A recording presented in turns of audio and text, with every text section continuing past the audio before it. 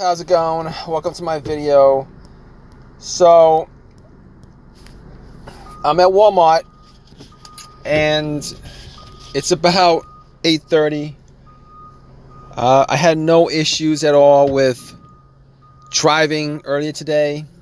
I went to Walmart for about 30 minutes, did some shopping, came back, tried to turn the car on, and the car is not starting, and I am trying to figure out why it's not cranking. All right. So basically, first thing that came up, as far as this is concerned, the first thing that came up was, maybe the battery had issues. Maybe my battery was drained or whatever. But believe me, I drove about 15 miles here. I went to a bunch of other places before I stopped here. So if there's any issues with, if the battery was low, it would have been charged up. The battery on my car is pretty new. So the battery is about 3 months old, and I don't think it's the battery. And the other reason why I don't think it's the battery is because everything else works. The lights, high beams work, regular headlights work. They're pretty strong. There's nothing that's out of the ordinary on the dash. All of my lights on the dash work. The blower motor works. The radio works.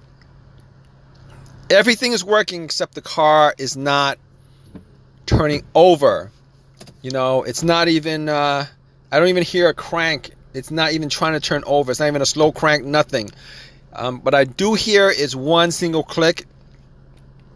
And that's all I hear is one click.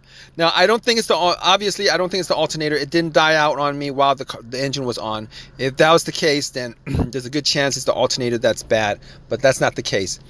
So basically, it could either be the relay or a fuse.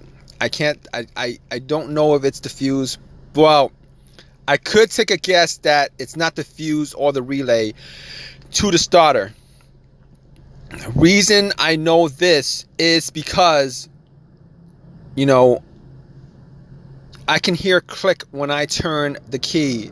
Try to turn on the car. I can hear click. So a lot of times, if you can hear a click, it pretty much means that there's electricity getting to the solenoid of the starter, except the motor is not turning over.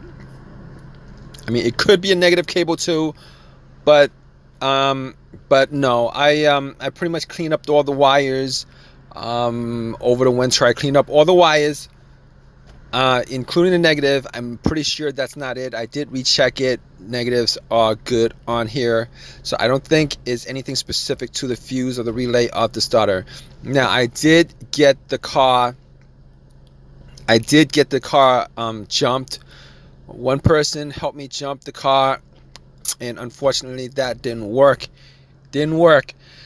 Now, the starter I have on this car, I changed it about a year ago. About a year and a half ago, I changed the starter. I think it was about a year and a half ago. I had pretty much the same situation, except I kind of had issues before that. Meaning, sometimes the car would start, sometimes it wouldn't, sometimes it would start, sometimes it wouldn't. I did drive it like that for a couple of weeks, and afterwards, it was parked overnight, tried to start it, and regardless of how many times I attempted, it did not do anything. It did not start the car. So I had to change the starter. I had the starter changed. Unfortunately, I didn't buy a brand new starter. It was not an OEM starter. It was a remanufactured starter, and I had that put in. A remanufactured starter was put in. And if you guys know anything about remanufactured starters, they're not, entirely reliable. I know I have a friend who actually had a remanufactured alternator that didn't work on him after 6 months. Didn't work for him after 6 months. It kind of broke after 6 months. So I'm hoping that's not the case, because I do not want to change out the starter again. I do not want to get another starter. I do not want to change it out again. And I'm hoping that's not the case. But unfortunately, at this point, I think it is the case. I did use a crowbar to knock on the motor, try to start it. Unfortunately, that did nothing. It jumped at nothing. Sometimes if you knock on the starter itself, sometimes it'll start up. I don't know why it would do that, but that's just the way it is. For whatever reason, if you knock it, maybe it knocks, maybe it was maybe it's stuck because after so many turns, maybe it's kind of, it needs a little bit of oil, it needs a little bit of movement, rust or whatever, clear out the rust. I don't know, but this is not the case at this point. It's not starting for me. So at this point, unfortunately, what I'm going to do is I am going to have to call a tow truck to get it towed. I'm going to have to wait an hour for it. I do have AAA. I'm going to wait an hour and a half or whatever to get a tow truck here. That's what I'm going to do. I'm going to keep you guys updated. And I'm pretty sure, unfortunately at this point, I'm pretty sure as it started, that's the problem. But I'll let you guys know.